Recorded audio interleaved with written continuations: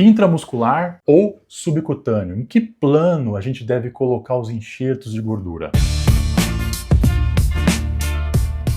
Eu sou Rafael Pacanaro, cirurgião plástico, especialista no contorno corporal masculino. Durante muitos anos, a gente só colocava gordura no plano subcutâneo. O que significa plano subcutâneo? Sub, abaixo, cutâneo, pele. Ou seja, o que tem embaixo da pele? A própria gordura. Então a gente tirava a gordura de áreas que eram indesejadas, como os culotes, abdômen, e colocava em áreas que se desejava o aumento, né? Como a região glútea, por exemplo. E recentemente tem crescido muito o enxerto no plano intramuscular. E aí a gente já precisa de mais recurso, precisa do quê? De um ultrassom. Para quê? Para visualizar o músculo e colocar a gordura na posição correta, tá bom? E por que surgiu esse plano submuscular? Quais as diferenças entre o enxerto subcutâneo? Quais os riscos? Quais os benefícios e qual a diferença? Quando a gente vai colocar gordura subcutâneo, quando a gente vai colocar a gordura no plano intramuscular. Vamos lá, quando a gente pega a gordura do local original dela, retira do corpo, a gente desconecta essas células de gordura da nutrição que ela recebia, dos vasos sanguíneos que ali nutriam ela, com oxigênio e os nutrientes para a sobrevivência daquelas células. E quando a gente troca e faz um enxerto, a gente espera o quê? Que essas células se nutram dessa nova região, desse novo local onde ela se encontra. Vamos comparar o plano subcutâneo, que é gordura, e o plano muscular, que é músculo. O músculo ele é vermelho porque ele é muito oxigenado, ele é muito nutrido, ele é muito irrigado. E por quê? Porque ele é metabolicamente ativo, ele está toda hora se contraindo, ele precisa de energia, ele precisa de oxigênio para existir e cumprir sua função. Então a gente já vê que esse plano submuscular ele é mais nutritivo para essas células do enxerto. O plano subcutâneo, pelo contrário, é um tecido de depósito, é um tecido sem metabolismo, é só uma reserva, ele não tem atividade metabólica, né? Ele só acumula e libera gordura dependendo das necessidades do organismo. Então, ele é muito menos oxigenado, ele tem menos irrigação sanguínea. Conclusão: a gordura no plano subcutâneo, ela absorve mais. A gordura no plano intramuscular, ela pega mais, ela sobrevive mais. A gordura até que saiu daquele ambiente pouco nutrido e vai para um ambiente super nutrido, ela nem conhece tanta nutrição, tanta oxigenação. Então, a absorção é muito pequena, tá bom? Então a gente tem uma estabilidade, uma garantia maior do quanto aquilo vai ficar, quanto vai absorver. E a gente tem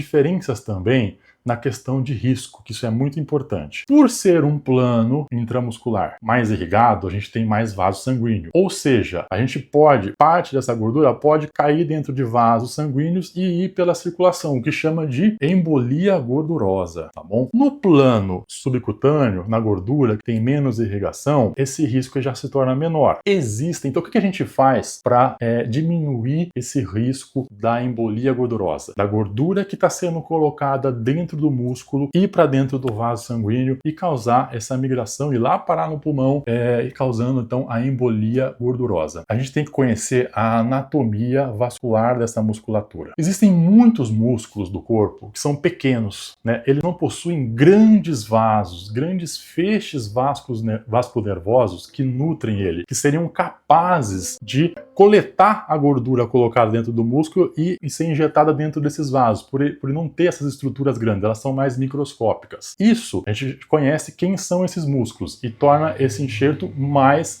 seguro. Além disso, todo enxerto intramuscular é feito como? A esmo, assim como o subcutâneo, a gente enfia a cânula e aperta e põe a gordura embaixo da pele? Não, ele é feito guiado por ultrassom, tá bom? A gente vai visualizar esse plano muscular e vai procurar colocar bem na superfície da musculatura, tá? Onde a irrigação está distante. Porém, existem alguns músculos do corpo que possuem sim grandes vasos que podem causar a embolia gordurosa, tá bom? Foi feito um estudo, uma força-tarefa muito grande nos Estados Unidos, na Flórida, em Miami, para investigar algumas mortes, né, por embolia gordurosa. E viu-se o quê? Que lá em Miami, na região glútea, a preferência dos cirurgiões era pelo enxerto intramuscular. Por quê? Já expliquei as razões no começo do vídeo. Resultado previsível. A gente tem pega desse enxerto muito boa. Porém, a anatomia da região glútea possui vasos calibrosíssimos, tá? Os vasos ilíacos passam por dentro desse músculo, se convertem formando aí a veia cava, onde drena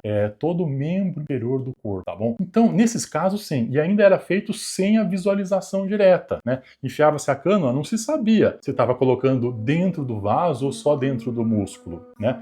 Então, houve muitos casos dessa embolia gordurosa. Foi se estudado, investigou as causas, foi identificado que a causa era essa, e foi feito o quê? Foi, então, proibido o enxerto de gordura intramuscular no glúteo maior, que é o músculo do bumbum, tá? E aí, lá nos Estados Unidos hoje, inclusive, para fazer um enxerto na região glútea, lá na Flórida, tem que fazer com ultrassom e filmar que está sendo feito no plano subcutâneo. Perdeu-se um pouco de resultado, mas ganhou-se muita segurança. E a gente, na cirurgia plástica, tem que bater na tecla segurança. Se existe um risco maior do enxerto intramuscular na região glútea, por melhor que fique o resultado, a gente não pode correr esse risco, tá bom? Tem alguns outros músculos do corpo, como a região medial do joelho, quadríceps, que a gente também tem que fugir, porque tem muitos casos ali que tem o canal de Hunter, que drena grandes vasos femorais ali, o início dos vasos femorais são ali, e ali a gente também tem esse risco. Então, esse conhecimento anatômico, a gente precisa fugir de regiões que podem dar problema, tá bom? Então, alguns grupos musculares a gente evita. Mas assim, a grande maioria a gente consegue fazer com muita segurança, tá bom? Membros superiores, tórax, costas, região da musculatura do abdômen e até mesmo região de coxa, com algumas fugindo da irrigação dos grandes vasos, que são mais na região central, mais na região medial das coxas. Dessa forma, a gente consegue fazer o enxerto intramuscular hoje em dia, guiado por ultrassom, sobre visão direta, dando bastante segurança, tá bom? Bastante segurança quanto a esse risco da embolia. E, junto com essa segurança, a gente também tem o quê? Resultado. Resultado. Por quê? Porque eu já expliquei. A região é muito nutritiva. É como se eu pegasse e plantasse terreno muito adubado para as células dos adipócitos, que são as células de gordura. É um tecido muito irrigado, com oxigênio e nutrientes para ele. Nossa gordura pega de uma forma muito boa. Além do que, isso é muito novo. Tem já um estudo ainda em andamento, mas a gente sabe, é fato, existem muitas células tronco na gordura, tá bom? Células tronco, o que são? São células que não se diferenciaram. Elas podem se transformar em qualquer tipo de célula do organismo. Ela pode ser célula do pâncreas, do pulmão, do sangue, do osso, da pele e do músculo, tá? Quando a gente tem essa célula tronco no tecido gorduroso, que é metabolicamente inativa, ela está desligada, ela está ali dormindo. Quando a gente pega esse tecido gorduroso, que é rico em células tronco, muda ele de ambiente, ou seja, num enxerto intramuscular, pode ser, a gente tem observado que tem um ganho de massa magra na ressonância, avaliado nesse estudo que eu citei anteriormente, mas pode ser da onde esse ganho da massa magra? Da diferenciação dessas células tronco e miócitos. E a gente,